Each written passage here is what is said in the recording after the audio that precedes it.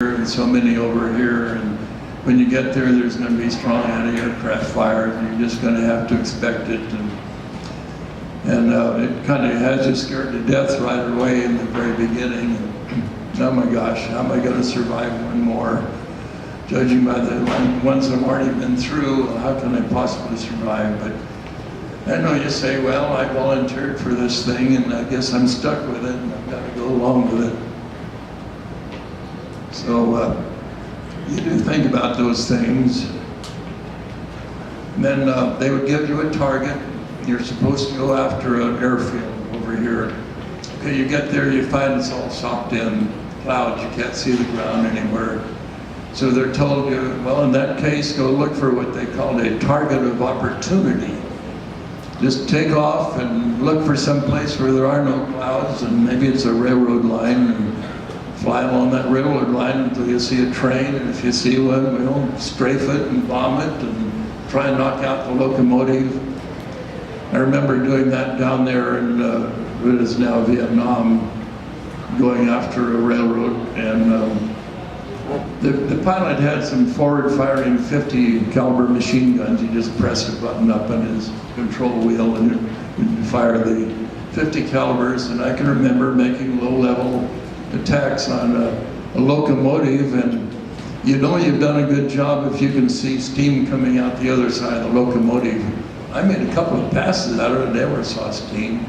And finally my navigator called up in the nose. He said, I've got this flexible 50 caliber machine gun here. Make one more pass. I'm going to try and get that locomotive. So I did, and sure enough, he shot into the locomotive, and we saw steam coming out the other side. We knew we'd gotten it.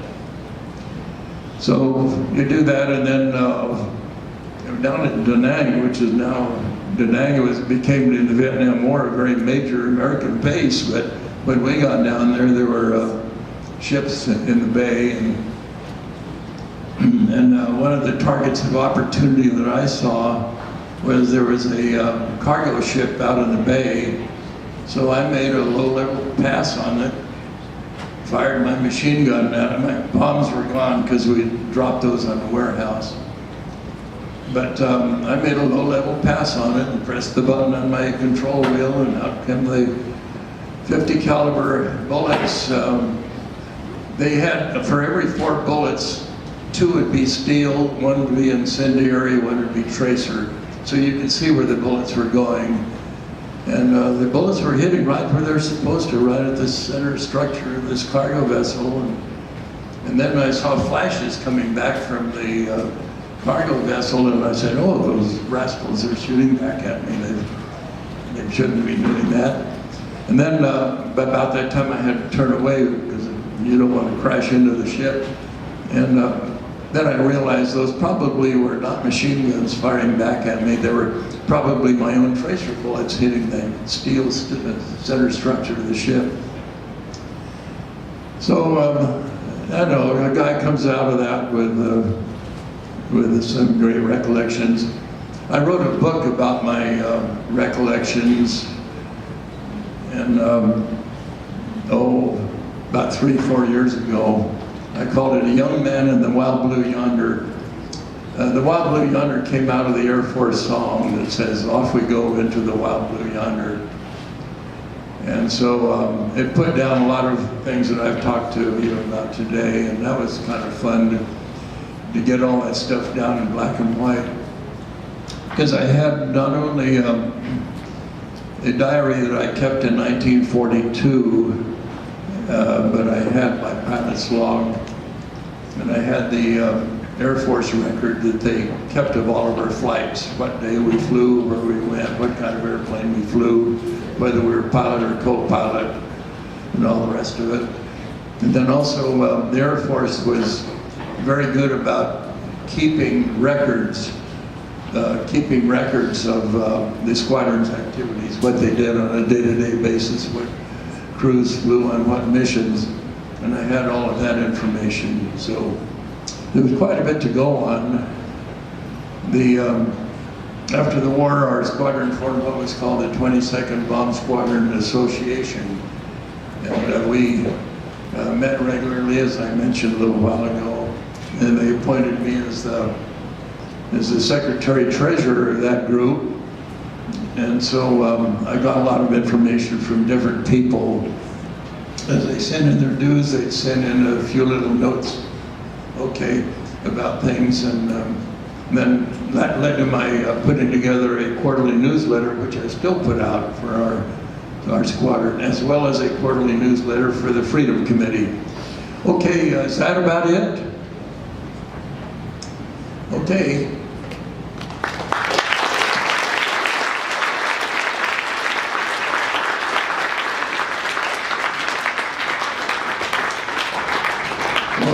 Thank you for the opportunity to be here. You've been a very attentive crowd, and I do appreciate it very much. That's why we keep coming back, because you are so attentive. So you guys can head back to class and debrief with your teachers before embedded tutorial.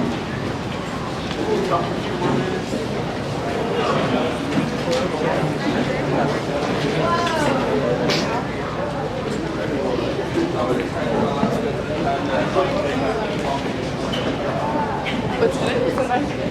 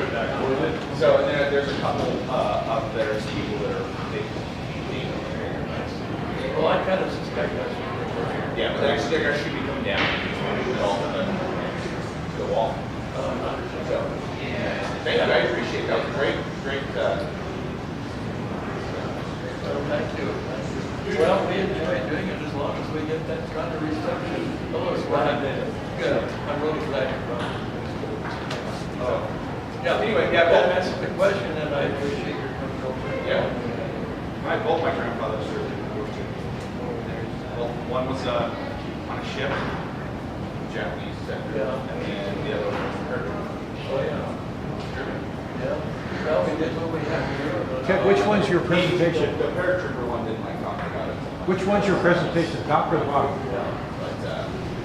I'm not sure. I appreciate it. Yeah, thank you very much. Here is, and I put it back in there, okay? Oh, good. So you're set. Good. I'm glad you did that. I would have probably forgotten about it. Yeah, that's it. Okay. Is that it? Okay. You need to go to full screen. might show up. Hi, Ted. Good morning. It's a good group.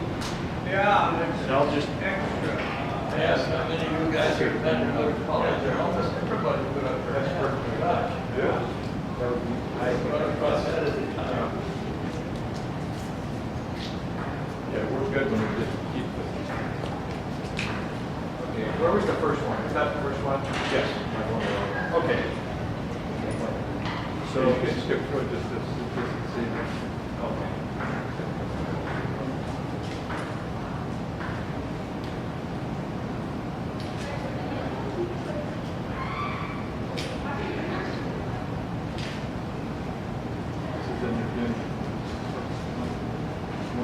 This is perfect if we just did Burma. Now, you know what I don't realize, or how far they come. You have a map that shows from one country to the other. 3,000 miles.